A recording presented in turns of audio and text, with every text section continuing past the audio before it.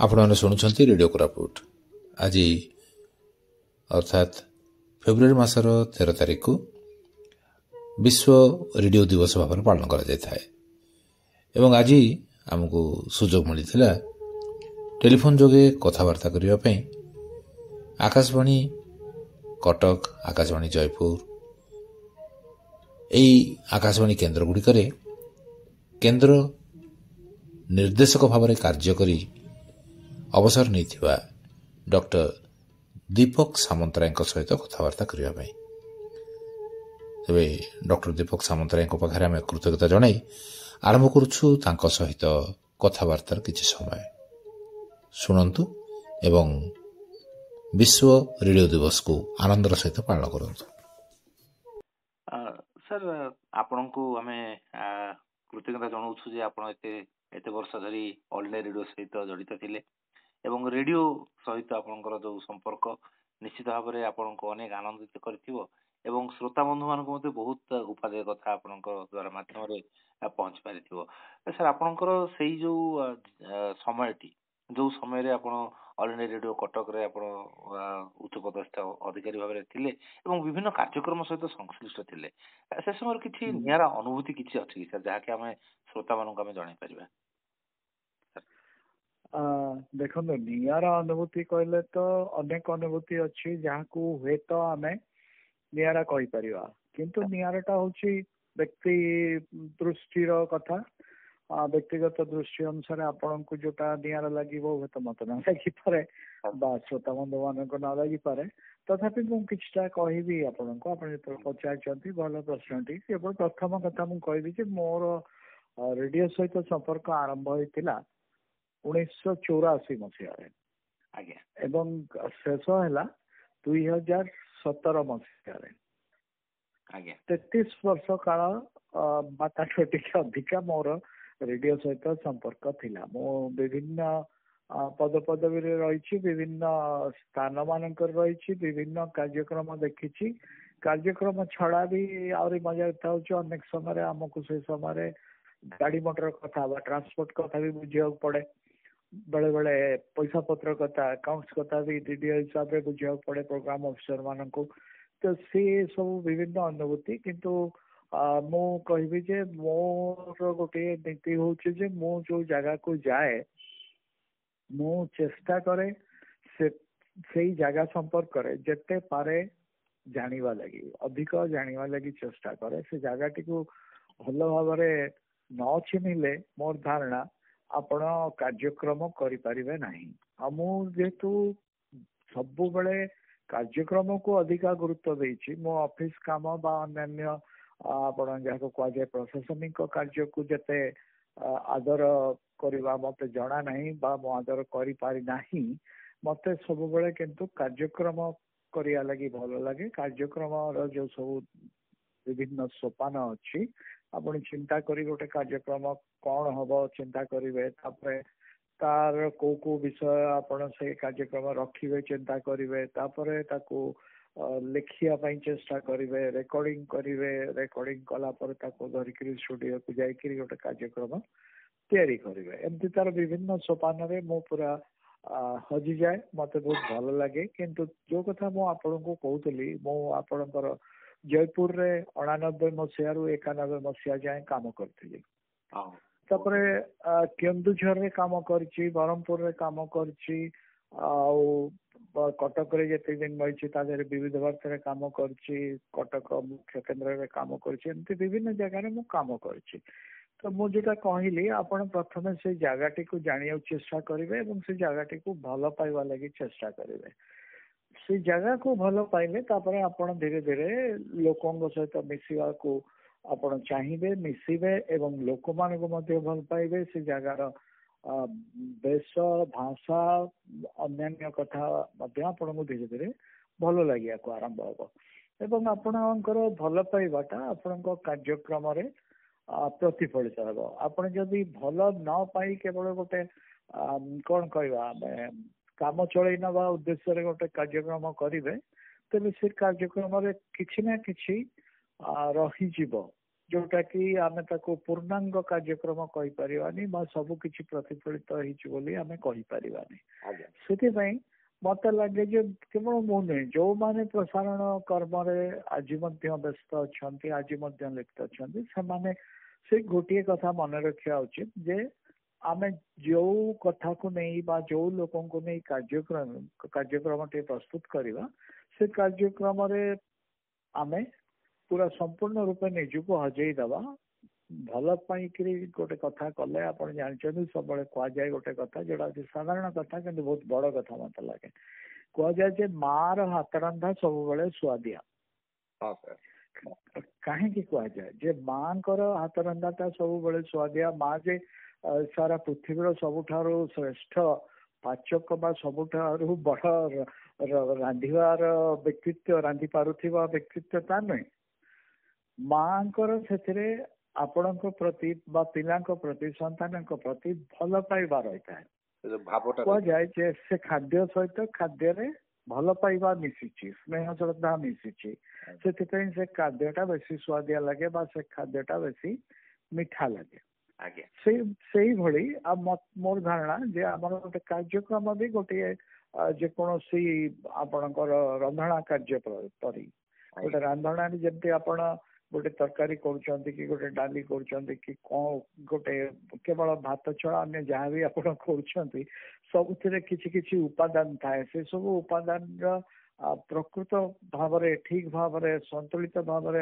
जदि सम्मिश्रण हुए तेबे ही से तरकारीटार स्वाद बढ़ी जाए बा भल हुए आमको भल लगे ठीक से बड़े मत लगे गोटे सफल कार्यक्रम पछरे जे कार्यक्रम प्रस्तुत कर प्रायतः गोटे टीम रे काम करू 3 जन 4 जन 5 जन इनवॉल्व थांती तो समस्त से कार्यक्रम प्रति भल पाइबा रहिबा दरकार भल पाइबा रहिले कार्यक्रम निश्चित भाव में मोर विश्वास भल उतरिबो आज्ञा आपण से समय रे ऑल इंडिया रेडियो जो भली भाव में ब्रॉडकास्टिंग देला दैट वाज वन वे एवं अनेक समय रे प्रोग्राम जाक भी होतला 2 वे होतला वर्तमान कम्युनिटी रेडियो मध्ये वर्तमान गोटे स्थान अख्तियार कर तो ए जो ट्रांजिशन ता सर आपण केम देखुछन यार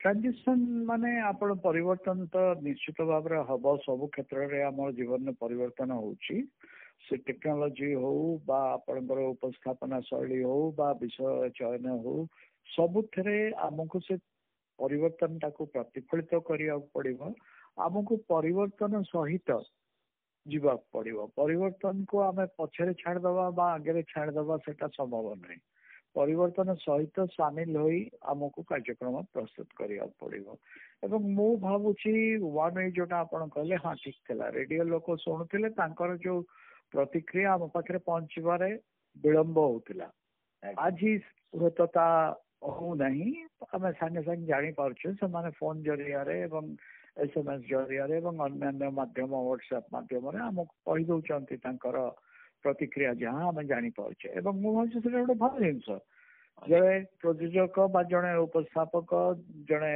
जदि जानी पारला जे तार भूलटा कोठी रहउची बा आउ टिके कौन श्रोता चाहूँगी से अनुसार तार कार्यक्रम कार्यक्रम से प्रतिफलित करेंगे एवं लोकों को मन मुताबक जदि आम परिवेषण करवा तेज निश्चित भाव में लोक बा श्रोता को भल लगे तेणु यहाँ गोटे भल प्रक्रिया मत लगे आप जो कहले कम्युनिटी रेडियो मु भाव आकाशवाणी हो बा कम्युनिटी रेडियो हो आम सबू लोक सेवा बा जनसाधारण सेवा रे नियोजित क्या कह पब्लिक सर्विस ब्रॉडकास्टिंग से आम अंशग्रहण करुचे तेणु आमर काम है लोकों को तांकर आवश्यकता अनुजाई तथ्य जोड़वा एवं तांकर मनोरंजन मध्य करवा किंतु कथा इंटरनेट रेडियो मते सितरे जोग देलानी हाँ इंटरनेट रेडियो किसी असुविधा नहीं इंटरनेट रेडियोटा आउ गोटे मंच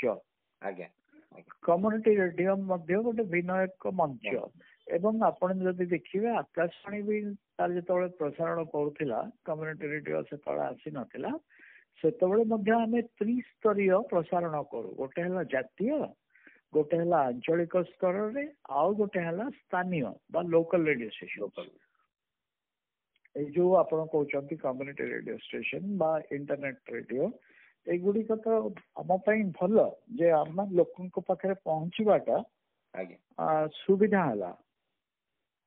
ଲୋକମାନଙ୍କର ସମସ୍ୟା କମ୍ୟୁନିଟି ରେଡିଓରେ ଆପଣ ସିଧାସଳଖ ନେଇପାରିବେ। ଲୋକମାନେ ତାଙ୍କର ଯାହା ସମସ୍ୟା ହଉଛି ସେଟାକୁ ସେମାନେ ସିଧାସଳଖ ଭାବରେ ବ୍ୟକ୍ତ କରିପାରିବେ ଏବଂ ଆପଣ ତାକୁ ସେଇଟା ସମାଧାନ କରିବାରେ ସାହାଯ୍ୟ କରିବେ। ଅଲ୍ ଇଣ୍ଡିଆ ରେଡିଓର ଗୋଟେ ବହୁତ ବଡ ଆକର୍ଷଣ ବି ଥିଲା ସାର୍, ସକାଳୁ ଯେତେବେଳେ 7:25 ପିଲାଙ୍କର କାର୍ଯ୍ୟକ୍ରମ ପିଲାଙ୍କୁ ବହୁତ ବାନ୍ଧିକି ରଖୁଥିଲା, ଯୋଉଥିରେ କି ଆମେ ବି ସପ୍ତମ ଶ୍ରେଣୀ ପଢିଲା ବେଳକୁ ସେଥିରେ ବି କିଛି ଗୀତ ଗାଇଛୁ। ତେବେ ଆଜି ବି ମନେ ପଡେ ସେ ଇଏ ଯାକ। ତେବେ ସାର୍ ପିଲାଙ୍କର କାର୍ଯ୍ୟକ୍ରମ କଲା ବେଳକୁ ଏ ରେଡିଓ ପ୍ରୋଗ୍ରାମ ଯାକ କଲା ବେଳକୁ କୋଉ କୋଉ ଦିଗରେ ବର୍ତ୍ତମାନ ମଧ୍ୟ ଦୃଷ୍ଟି ଦେବାର ଆବଶ୍ୟକତା ରହିଛି ସାର୍? ଦେଖନ୍ତୁ, ମୁଁ ଜାଣିନି ନିଜ କଥା କହିବା କେନ୍ଦୁର ଉଚିତ, ନିଜ ଉଦାହରଣ ଦେବା, କିନ୍ତୁ 90 ଦଶକରେ ମୁଁ ଗୋଟେ କାର୍ଯ୍ୟକ୍ରମର ପ୍ରଯୋଜନା ଦାୟିତ୍ୱରେ ଥିଲି। ତାର ନାଁ ହଉଛି କଳିକା।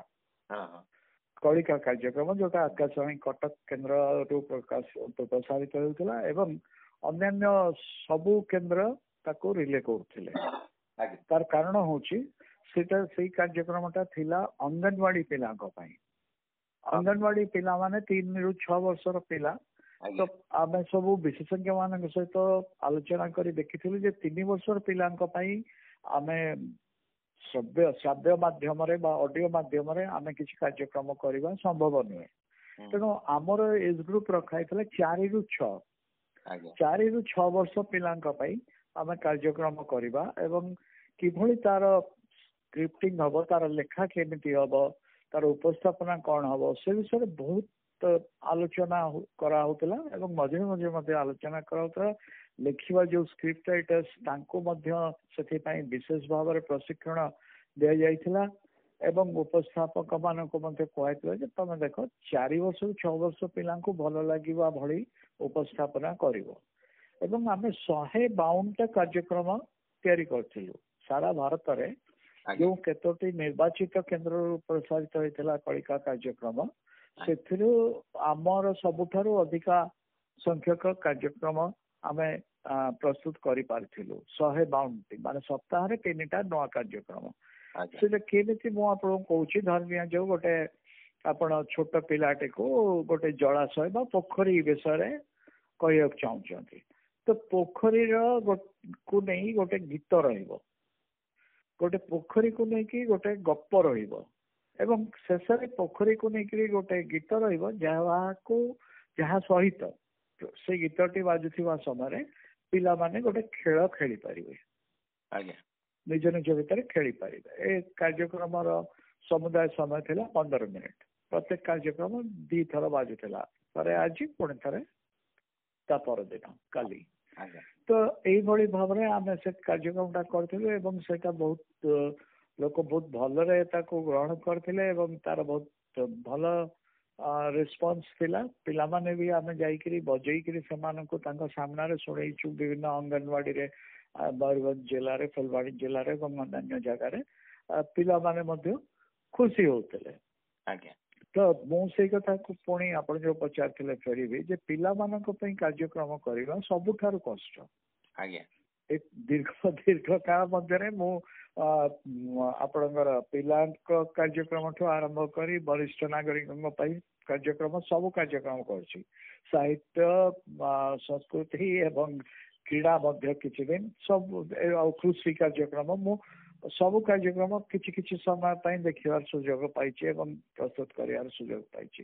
କିନ୍ତୁ ମୁଁ କହିବି ମୋ ଅନୁଭୂତିରୁ ସବୁଠାରୁ କଷ୍ଟ କାମ ହଉଛି ପିଲାଙ୍କ ପାଇଁ କାର୍ଯ୍ୟକ୍ରମ କରିବା।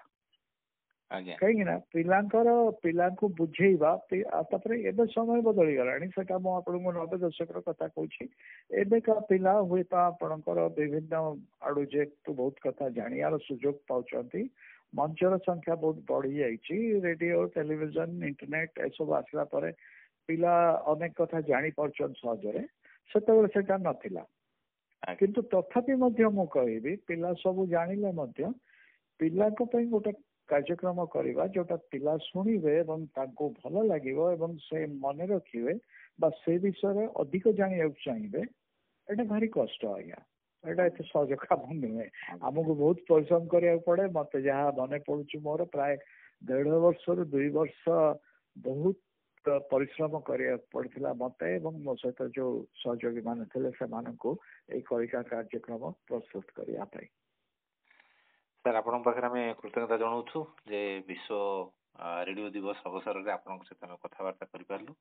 ରେଡିଓ କୋରାପୁଟର ସମସ୍ତ ଶ୍ରୋତାଙ୍କ ତରଫରୁ ଆପଣଙ୍କ ପାଖରେ କୃତଜ୍ଞତା ଜଣାଉଛୁ ଏବଂ ଏଇ ଥିଲା ଡକ୍ଟର ଦୀପକ ସାମନ୍ତରାୟ ପୂର୍ବତନ ନିର୍ଦ୍ଦେଶକ ଆକାଶବାଣୀ ତାଙ୍କ ସହିତ କଥାବାର୍ତ୍ତା। ଆଜି ବିଶ୍ୱ ରେଡିଓ ଦିବସରେ ଆମର ସୁଯୋଗ ମିଳିଥିଲା ତାଙ୍କ ସହିତ କଥାବାର୍ତ୍ତା କରିବା ପାଇଁ। ପୁଣି ଥରେ ସମସ୍ତ ଶ୍ରୋତାଙ୍କ ତରଫରୁ ଆପଣଙ୍କ ପାଖରେ କୃତଜ୍ଞତା ଜଣାଇ ରହୁଛି ସାର୍। ତେବେ ନମସ୍କାର। ନମସ୍କାର।